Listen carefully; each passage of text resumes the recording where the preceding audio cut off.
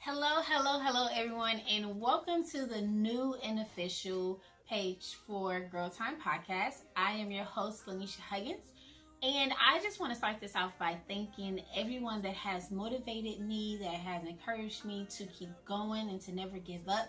Um, the main person being my husband.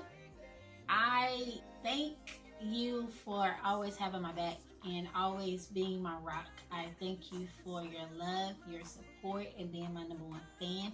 I thank you for being my best friend and my ride or die. I can go on and on, but I also want to thank the women in my life that has been encouraging to me, that has spoken words of encouragement to me, and that continue to be a blessing in my life. I thank God for all of you, so I thank you. If you are new here, thank you so much for joining me in this journey, and I pray that it'll be a blessing to you as it has been to me. So I'm gonna look down because I wrote notes so I can make sure I stay on track. But this video is the jumpstart of a new season for Girl Time Podcast. This is to let you guys know what the podcast is about if you're new here, where it is going in the future, and what we are doing right now. Girl Time uses healthy conversations in the Word of God to bring forth growth, love, and healing in relationships. And you probably hear me say that a lot. I want to tell you a little bit about myself. I currently live in Muncie, Indiana. I am from Chicago, Illinois, and I am a graduate of Ball State University. And I would say that 1,000 times because I am super proud of that journey. I started Girl Time, not really Girl Time at first. It was Nisha Notes, and it was just me. And I wasn't really comfortable with that because I had a lot of anxiety. So I was praying and I was talking to my husband about different options. And the one thing that came to me was conversation among women in Muncie. Like either I am a part of those conversations or I am eavesdropping on those conversations, and it's so beautiful in a way of breaking down walls, breaking generational curses. I thought, why not bring that here? Because more than just the people within those moments need to hear the wisdom and the advice that some women give to other women to help them move on and to never give up. And I've started this in March of last year, so it is approaching a year. I currently just took a break for maybe about 5 or 6 months because of a new job. And I'm thankful for the time away because it has helped me to grow and help this podcast to grow in exponential ways. My favorite thing about this podcast is the fact that it brings women together and have those deep intellectual conversations to help break molds and to help people to grow in ways that I never thought it would be. Girl Time is moving in a new direction. Not only are we covering different topics with different women, we are covering events that's happening in Muncie to kind of shed a light on the positive things that goes around in our community. I am very excited about that because it is something new and it's something that I always wanted to do, but I never really had the courage to. The first event Girl Time had the opportunity to cover was the Freedom Fund Banquet hosted by NAACP of Muncie, Indiana. And I would like to thank you guys for allowing us to be a part of your banquet that took place in September. You guys are doing a tremendous job, and the work that you are doing in the community, in the Muncie community, we are very grateful for. Thank you. Thank you also for allowing me to speak with your keynote speaker, Ms. Carolyn Mays Medley, on that day. So, without further ado, here is a clip of her speech in a short interview. Enjoy.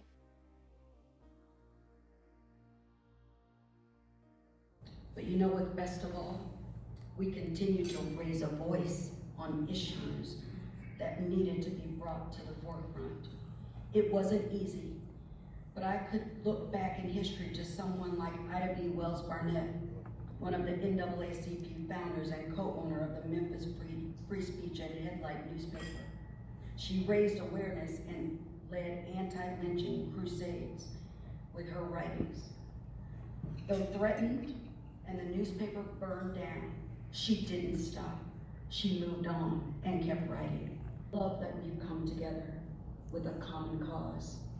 And honestly, through the years, we have come a but it has not been without sacrifice and setbacks. I understand we all have aspirations. We want to achieve. We want to or should excel in whatever we are called to do. But we have got to stop the judgment, the petty fighting, and trying to keep others from achieving. Not be afraid to lift others or be willing to help others learn and grow and go a better way. I make it a point to recommend and lift others up. I believe that we have that as a responsibility. I believe we cannot move forward unless we are willing to go beyond ourselves and to help, support, and empower each other. That is why I'm willing to tell my story and to be so transparent, because it has helped others persevere. At one point in my life, I was in an abusive marriage. I found myself in that situation, feeling confused and ashamed and alone. It was one of the darkest times of my life. I honestly still cringe at the thought of returning home from my honeymoon with a black eye and bruises, and remembering the day my life almost ended, as my ex-husband held a gun to my head and said, "I'm going to kill you, and then I'm going to kill myself." God spared me that day, and I'm so very grateful. But one day, I was at home, bruised and battered.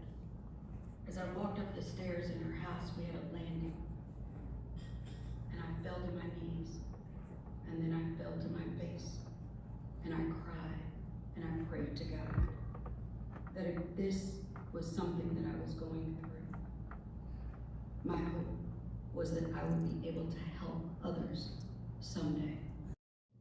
Hello, everyone, and welcome to Girl Time. I am really excited about this interview. I have the beautiful and the gracious Carolyn Mays Metley here with me. I'm delighted to be with you. Thank you. Yes. Thank you.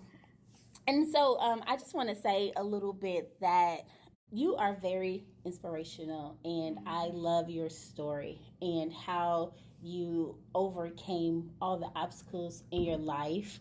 It kind of made me tear up when I was hearing your speech, because there are so many women out there that go through hardships but don't overcome it and don't continue to move forward with your surgery and your relationships. How hard has it been to just overcome and to get through that? You know, it's really funny. One of the stories I did not tell there today was I really didn't have much of a will to live. Yes. It's funny because through my life, I knew God loved me, Yes. but I felt like God didn't like me.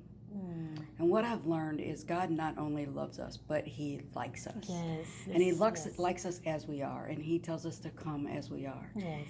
And so the only way that I could overcome really any of this was just with that faith. Yes. And trust and resting in the Lord and leaning on Him. Seriously, I literally sometimes when I'm just tired or exhausted or frustrated, I just imagine myself laying in His arms. Yes. And that's beautiful. And it really helps. amazing. It Yes. really helps, and I can find that rest, and that anxiousness goes away, Yes. and that That's frustration beautiful. goes away. You are amazing and hardworking, being featured in Indianapolis Monthly Magazine as one of Indy's most powerful, twice honored for being one of Indiana's most influential women, being featured by the Indianapolis Women Magazine, as well as other features. The work that you have done in the Indianapolis community is beyond great. You know, it's really interesting because the work that I've done through the years, I've just done from my heart. Yes. Because I felt called and compelled to do those things. As I talked about in the speech, lifting other people up, Yes. trying to help people, trying to make this world, this city, a better place for people, the environment a better place for people to be in. And so when I get awards like this, it's actually very surprising to me and humbling, because I don't do it for the award. I don't do the work that I do for awards. Yes. I do the work that I do because I'm called to do the work. Yes. We're all called to do the work, Yes. right? And God tells us to work as we're working unto Him. Yes. And so that's what I try to do with everything that I set my mind or heart or feet, hands to. Yes. I just want to do the work. And so it's really nice, and it's a blessing that people recognize it, but that's not why we do it. And as I get older, I'm learning more and more that it's really not about me. Mm-hmm. It's about God and his plan and using me then to help others. Yes. And that really, believe it or not, is much more satisfying than if I had the focus on me. Yes, that's beautiful. And doing all that you have done, all that you have accomplished, it started at a younger age, because I know that in your speech you were talking about your parents and how they got you involved with NAACP and other organizations. It started at a young age. It did. And I will tell you that I come from a family that really has given back through the years. Education was really important to them, but giving back was also very important to them, and that's from generations, not just my parents, but their parents also, just very important.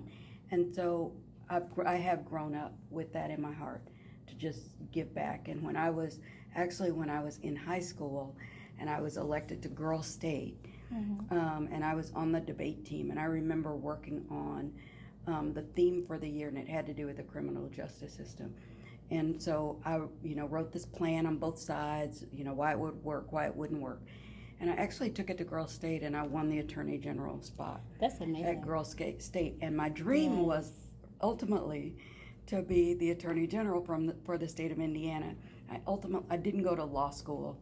I'm in law school now, believe it or not, in my 50s. But I didn't go to law school, and so I couldn't be the Attorney General. But I knew that I'd be called into public service.